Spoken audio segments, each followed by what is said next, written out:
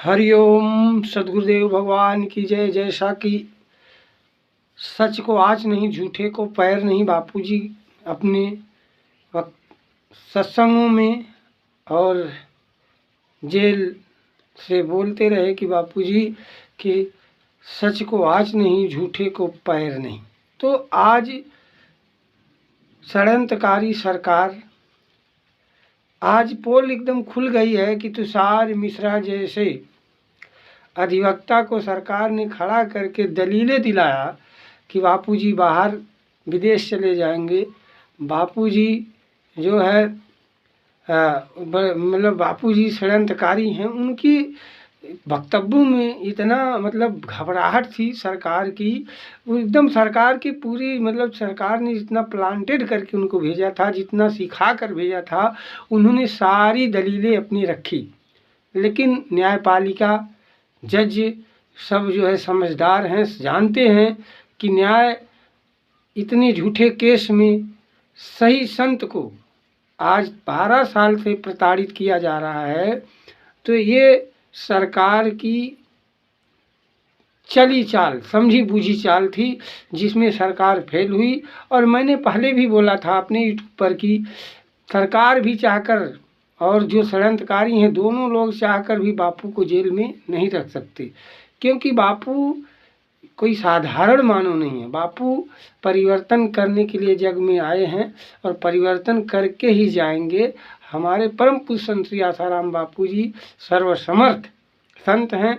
जितने षड्यंत्रकारी थे, आज उन्होंने विष दे दे करके बापू जी के शरीर को जितना छेड़खानी किए हैं, अगर ये ब्रह्म नहीं होते तो ये शरीर को नष्ट करने की अपनी पूरी ताकत सरकार और षड्यंत्रकारी मिलकर पूरी ताकत लगा दिए। लेकिन बापूजी आज भी वैसे चमक रहे हैं, कल भी चमकेंगे और करोड़ों करोड़ों दिले में बापूजी भगवान रूप में बैठकर ऐसे पूजे जाएंगे। मंदिर बन जाएगी बापू की, और साक्षात बापूजी के आज बापूजी इसी शरीर में हैं। समझिए, आशा रामायण जी का पाठ 108 24 घंटा चलता है। जब हयात पुरुष होते हैं तो यह समाज उनके साथ तमाम भेदभाव करते हुए उनको जो है प्रताड़ित करता है। और जब दीपक बुझता है तब लोग पूजा किए।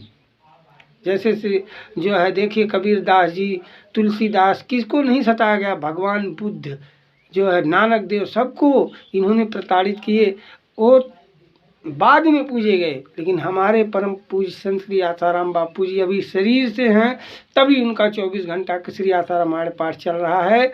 और अभी मंदिर कितने, यहाँ भी एक मंदिर है रेमांडा में, हमने बापूजी का मंदिर देखा है। ऐसे ऐसी मंदिर हमने बापूजी का देखा है जो प्रत्यक्ष छवि है। और घर घर मंदिर बनेगी बापूजी की। सरकार और षड्यंत्रकारी जल्दी संभलें और बापूजी को अंतरिम बेल की आवश्यकता नहीं है।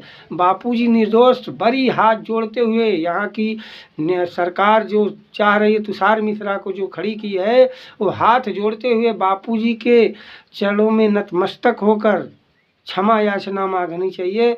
तब जाकर इनका जो है पाप समन होगा। नहीं तो इस पाप से या सरकार जो है, सरकार में बैठे जो दो लोग हैं ना, वो उनका रैरो नरक होगा। किस नरक में जाएंगे कोई नहीं जान सकता, लेकिन प्रत्यक्ष दिख रहा है कि आप नरकगामी हो रहे हो। नहीं तो तत्काल दंडवत प्रणाम करते हुए परम पूज्य संत श्री आसाराम जी के चरणों में जाइए और अपनी क्षमा याचना मांगिए। अरे इतना अन्याय इस भारत, आप हिंदुत्व का ढोंग करके हिंदू संत को जो मतलब आपने किसी और के, कभी कसाब के खिलाफ तुषार मिश्रा को उतारा, कभी जो है आपने बड़े बड़े अपराधियों, बड़े बड़े मौलवियों के खिलाफ, अब्दुल बुखारी के खिलाफ कभी आपने किसी वकील को खड़ा किया? आपने एकदम पाप की सीमा पार किया है।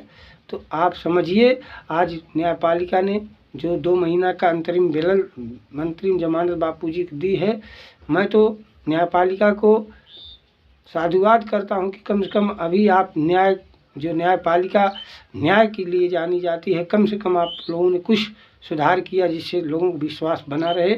इसलिए तत्काल बापूजी को दंडवत प्रणाम करते हुए ऐसे संत को जो विश्व वंदनीय हैं, इनको तो मतलब विश्व रूप धारण करके आए हैं इनको समझिए और आप लोग तत्काल अपनी गलती मानते हुए बापूजी के चरणों में आइए और मेरा वीडियो देख लीजिए कि ये सरकार जो है बापू कैसे भगवान है। यहाँ सारा चीज़ मिलेगा, मैं कोई अपने से नहीं, मेरे गुरुदेव जो पीड़ा करते मैं वही बोलता हूँ। आप सब देखिए, अक्षरता परम पूज्य संत श्री आसाराम बापूजी रामकृष्ण हैं और समझिए। आइए एकजुट होकर भारत की संस्कृति, भारत में जो ये तांडव मचा है, जो संस्कृत के नाम पर, हिंदुत्व के नाम पर जो ढोंग किया जा रहा है, इसके खिलाफ हम लोग खड़ा होकर लड़े और एक अच्छी संस्कृत, अच्छे देश का निर्माण, बापूजी का जो विचारधारा है, बापूजी जो चाहते हैं वो पूरे विश्व में लागू हो। इस नाते हम सब सनातनी, हम सब बापू के प्यारे दुलारे, आइए एकजुट होकर बापू के संकल्पों को साकार करने के लिए आगे बढ़ें। हरिओम नारायण। सद्गुरुदेव भगवान की जय। जय साईं आसाराम।